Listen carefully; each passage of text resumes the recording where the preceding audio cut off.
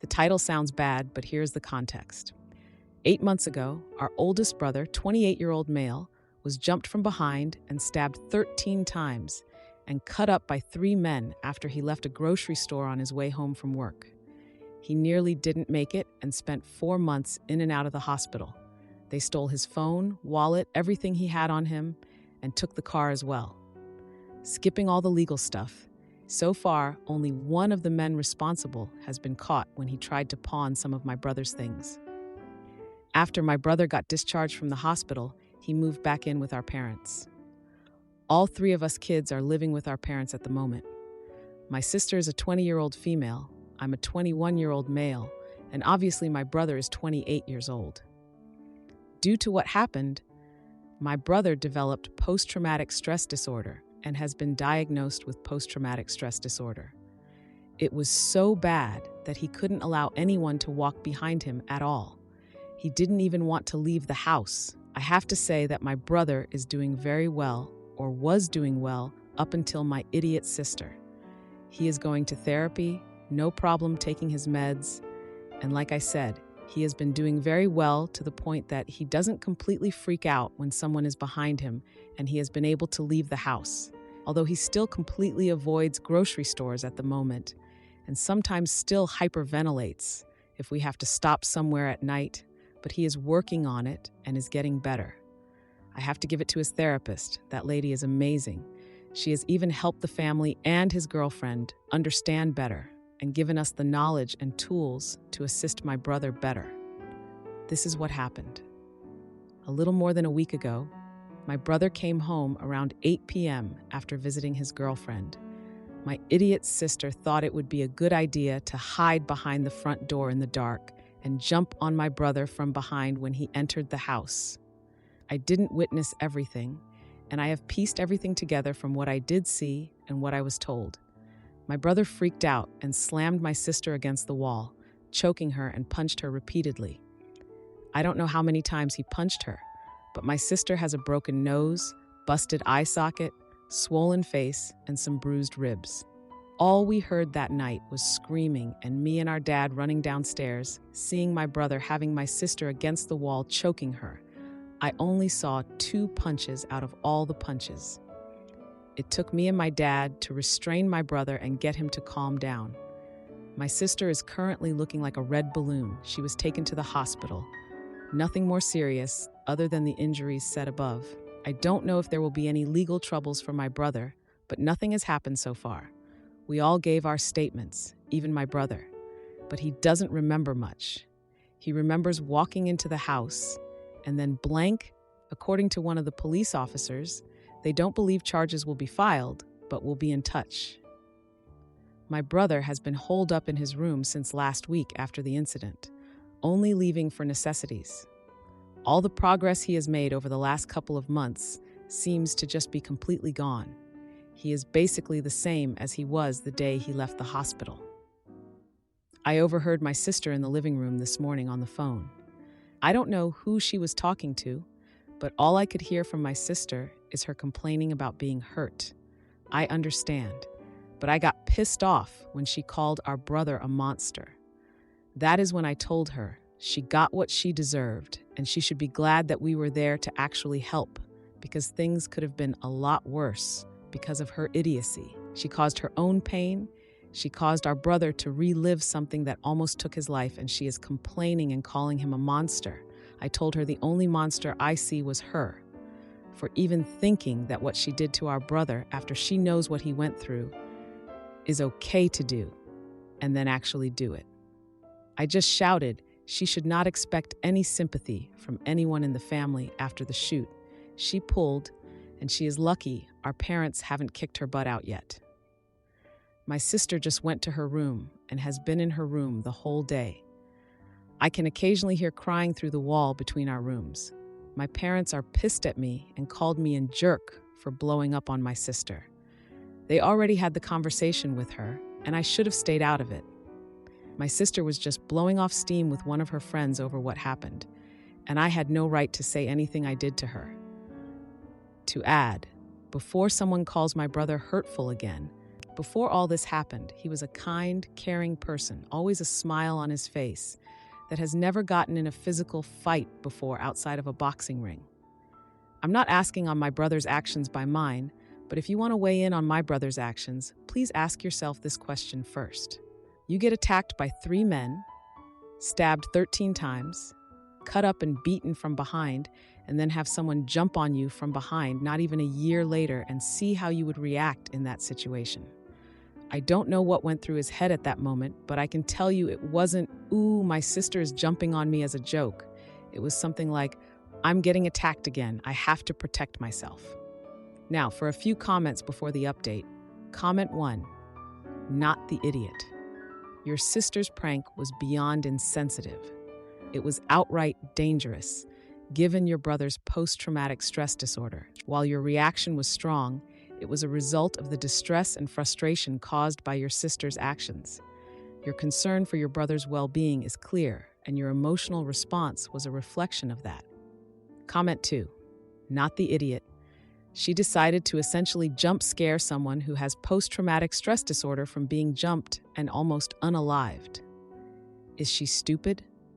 What did she think would happen from doing such a cruel and stupid thing? I hope your brother will be okay soon, and this incident doesn't push him too far back in his recovery process. Now, for the update. Almost a week has passed since my brother's unfortunate incident with my sister. I can't call it an accident because what happened was entirely her fault. But I guess when you're bleeding and bruised, you don't care so much about who is to blame. My brother is still locked in his room, avoiding us like we all have a contagious disease. Can't blame him, though. Can't imagine what he's feeling, but I would guess it's a lot worse than the aches and pains my sister is dealing with. She's been posting about her injuries on social media, and it's just sad, TBI. I mean, I get it. She wants sympathy and attention, but at what cost? Our whole family is getting dragged into this online pity party. She's got people commenting, telling her she deserves more than what she has, which is just ridiculous. The poor girl has a broken nose and some bruised ribs, not a terminal illness. Our parents have been trying to mediate between them, but it's like trying to get 2 cats to share a bathtub. They just won't budge. I overheard them arguing the other day about whose fault this is. They're both trying to play good cop, but they aren't doing a very good job of it. The sister's friends have started rallying around her, calling for something to be done. It's unreal. I don't know if her friends are trying to make up for her lack of common sense or what, but it's just a bunch of people who obviously don't know my brother demanding justice. The only person who hasn't been around much is my brother's girlfriend. She's been pretty distant lately and hasn't been visiting like she usually does. I get that she's upset too, but it's making things worse for my brother. During one of our family dinners, the atmosphere was just so awkward. I mean, usually we sit around and make fun of each other. It's how we show love. But this time, silence, just crickets. My sister was the only one talking, and she made some comment about how her monster of a brother should be punished. You can imagine who heard that, right? He's usually pretty good at hiding when he comes down the stairs, but he wasn't quick enough this time. I saw the look on his face. He turned around and went right back to his room. My parents were frustrated too, telling him he needs to participate in family life. What does that even mean? Getting beat up by his own sister? I confronted my sister afterward about her social media posts. I told her to stop dragging our family's name through the mud. She retaliated by claiming I was enabling my brother's behavior. I was so ready to lose it on her. My brother's girlfriend finally reached out to me. She asked if we could talk, which was surprising. We met at a local diner. She's such a sweet girl. I can't see what drew my brother to her. She expressed concern for my brother's mental health, saying he's been having nightmares and panic attacks since the incident. She was thinking about taking a break from the relationship because of the stress. I get it, though. She's been through a lot, and I know she cares about my brother. But she's not the only one who's been affected. We all have been. My parents organized a family meeting to address everything, classic them, trying to fix things with a group hug. My brother refused to join, though. He didn't want to come down and listen to my sister talk about him like he was a rabid dog. During the meeting, my sister brought up the idea of getting a restraining order against him. She insisted that she needed to feel safe in her own home. I couldn't believe it. A restraining order? My parents were divided on this. My mom was all for it, but my dad was more neutral.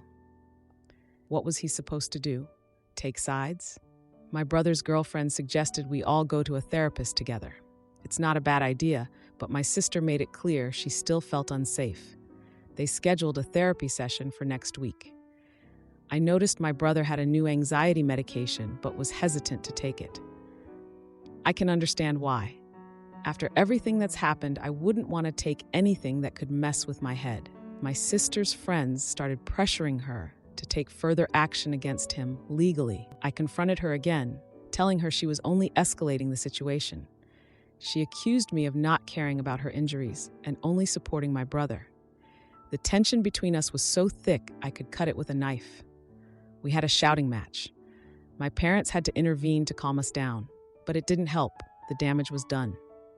Our family is more divided than ever. I decided to talk to my brother privately.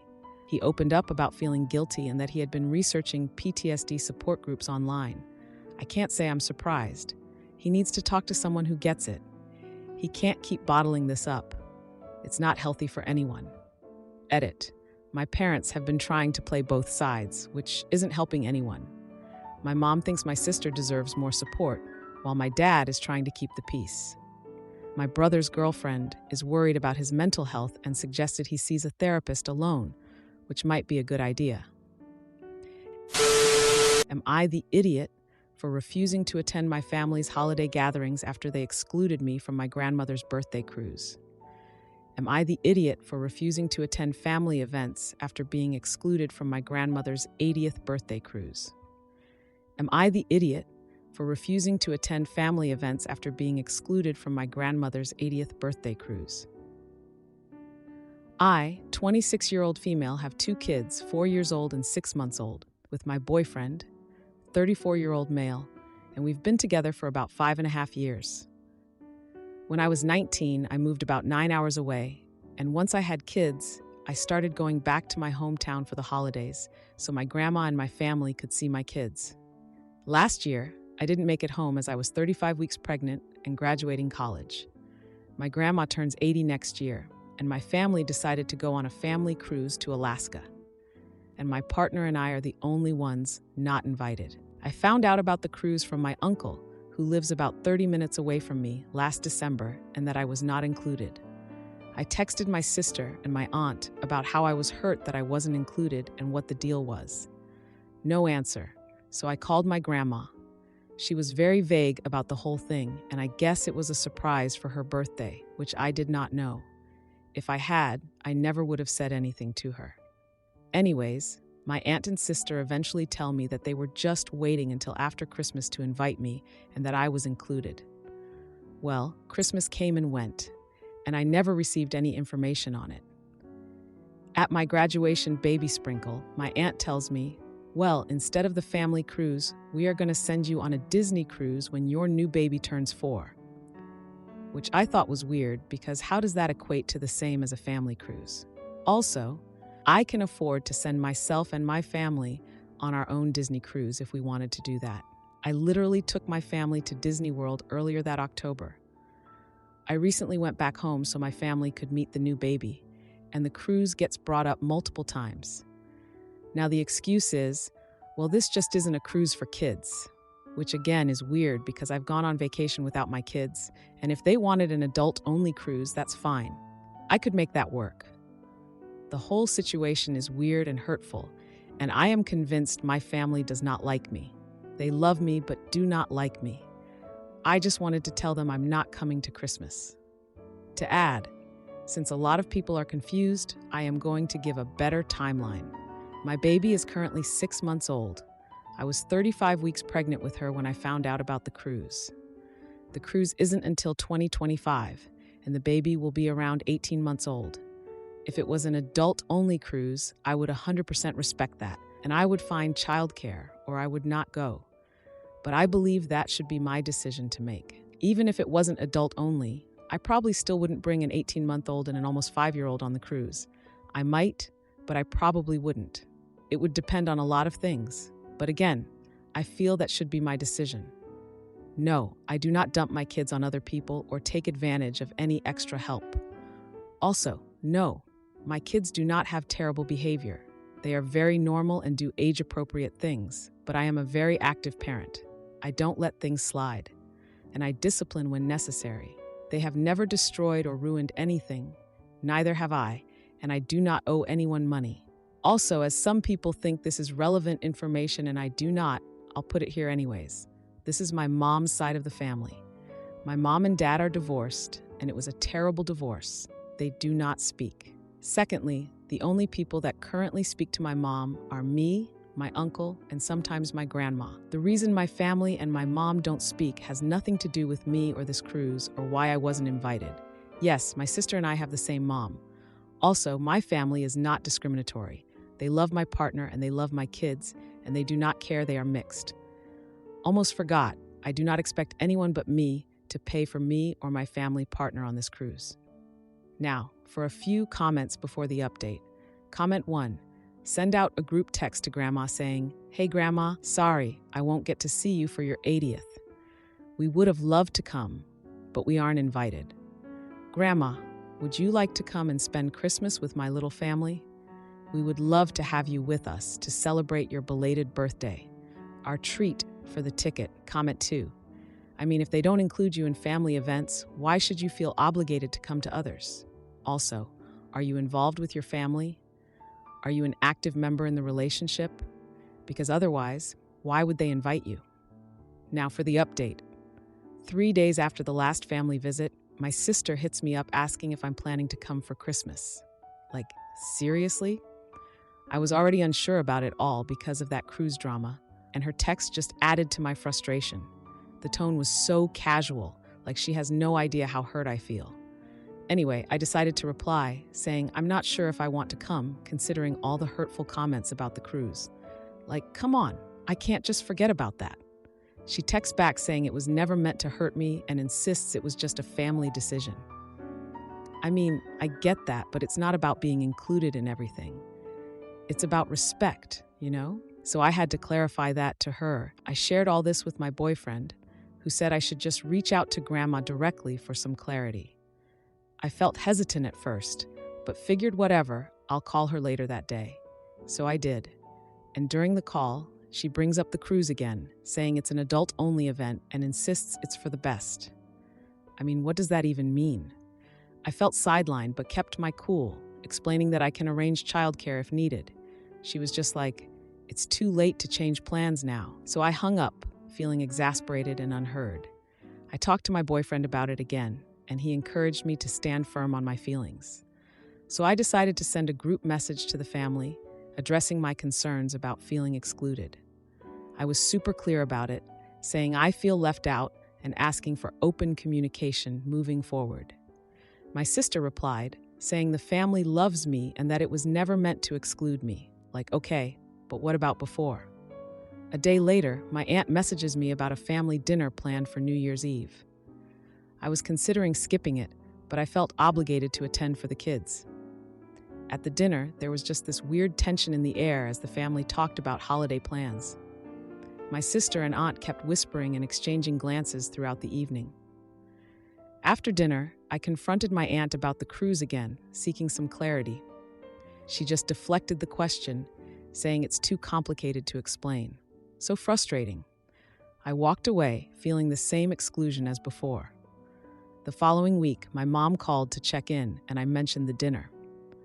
She was surprised at the family dynamics, saying she didn't realize things were so tense.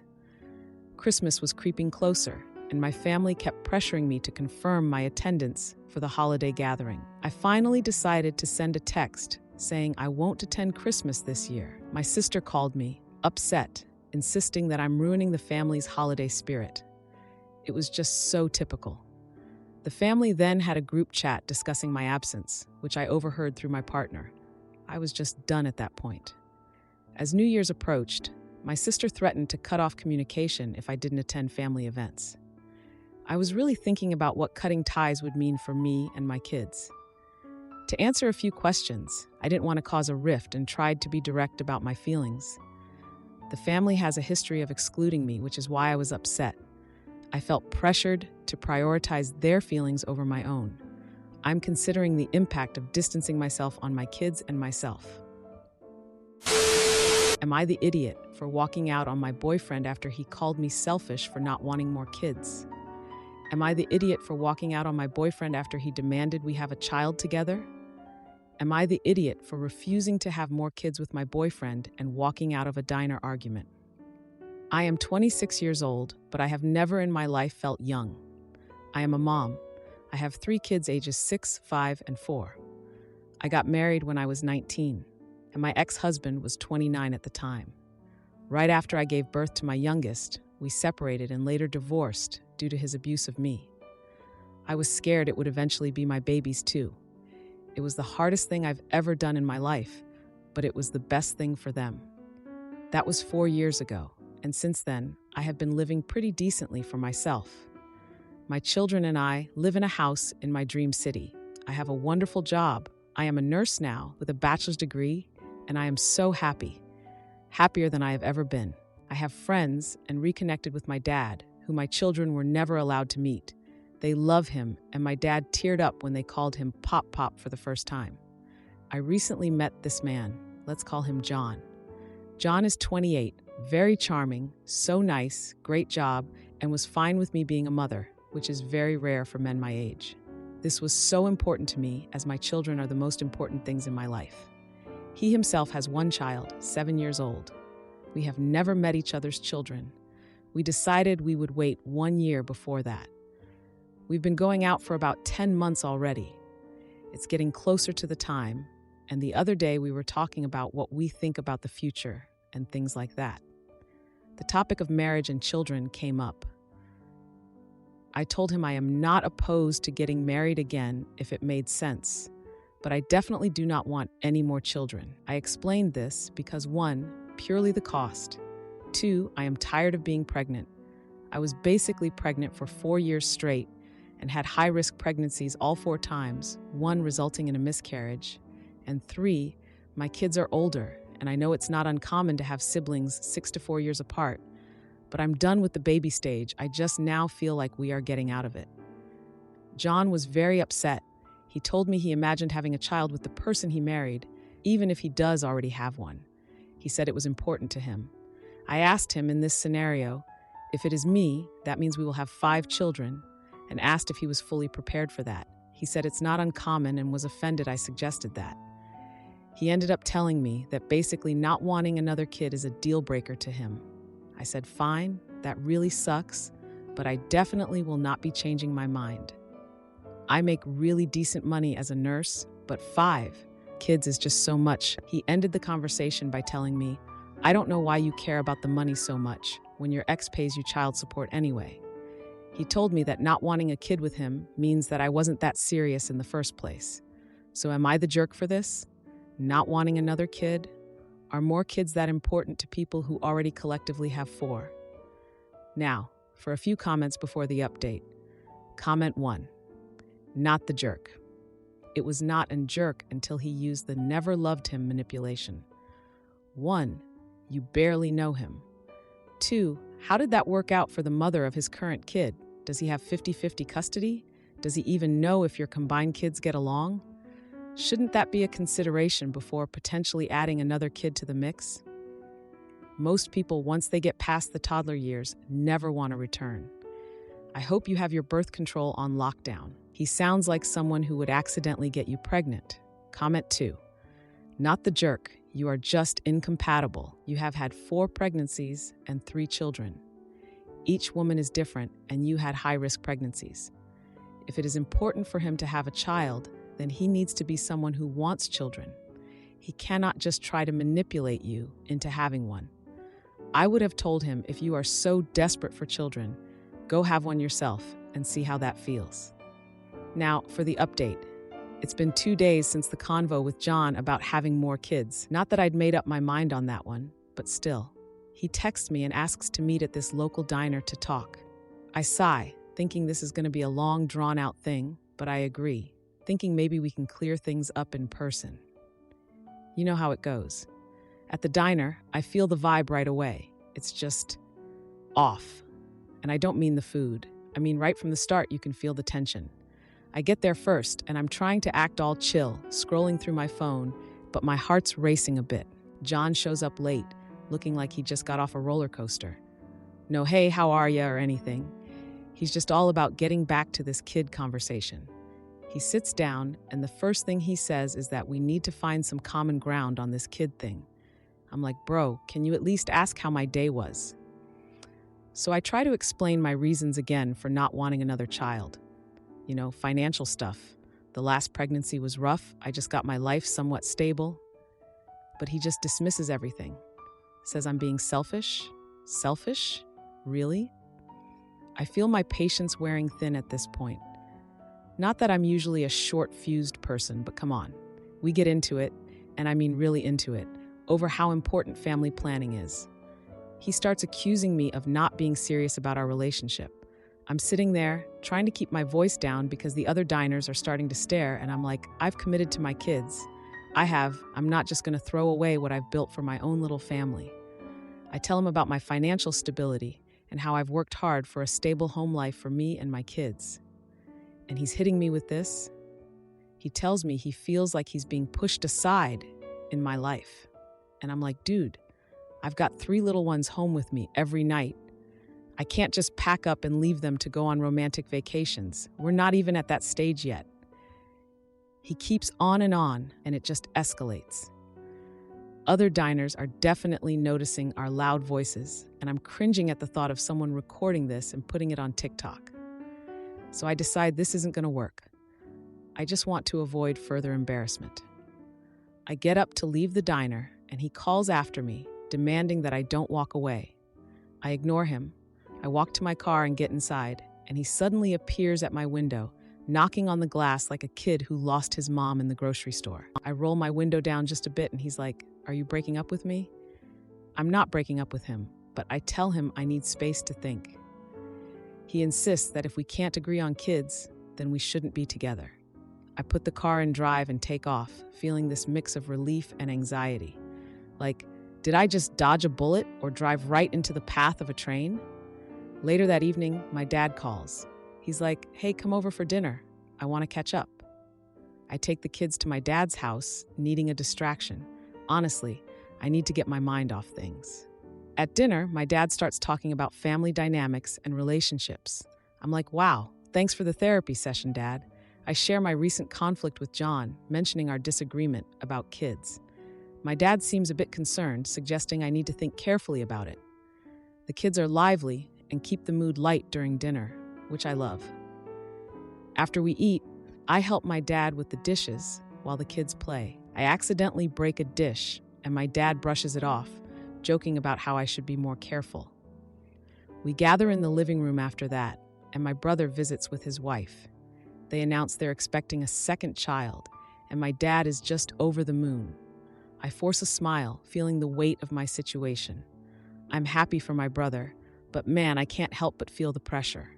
After the visit, I get a message from John asking to meet again.